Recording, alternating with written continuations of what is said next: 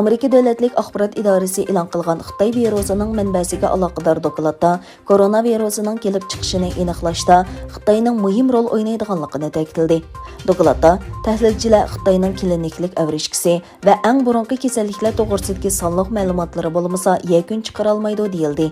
Yana bir tarafdan Xitoyning muavin tashqi ishlar ministri Ma Amerika axborot tarmoqlari e'lon qilgan dokladdagi virusning kelib chiqishi to'g'risidagi ayblashlarga qattiq inkos qaytardi va Amerikadagi Fort Detrick tajribaxonasining tekshirilishi kerakligini o'tirib qo'ydi.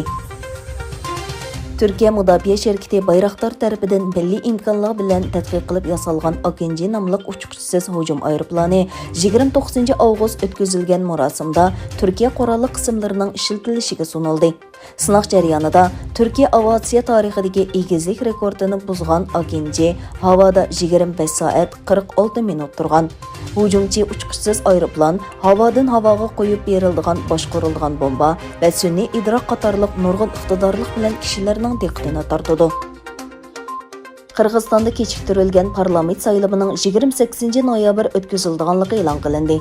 Prezident axborot ishxonasining bayonotida 11 aprel o'tkazilgan asosiy qonun referendumi natijasida prezidentning parlament saylovining vaqtini belgilash huquqining borligi eskartildi.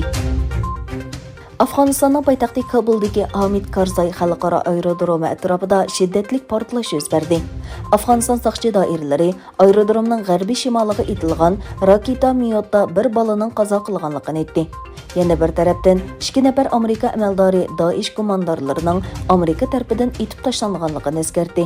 Taliban bayonotchisi bo'lsa, Amerika Kabul aerodromiga hujum qilmoqchi bo'lgan o'zini qo'shib portlatuvchining mashinasini nishonladi dedi.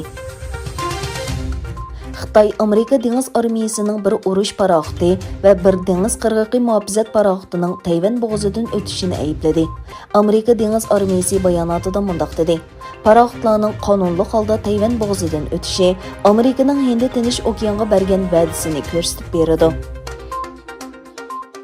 Taylandning poytaxti Bangkokga yig'ilgan faoliyatchilar bosh ministr Prayut Chan-ocha hukumatiga norozilik bildirish uchun mashinalari bilan uzun uchrat hosil qildi.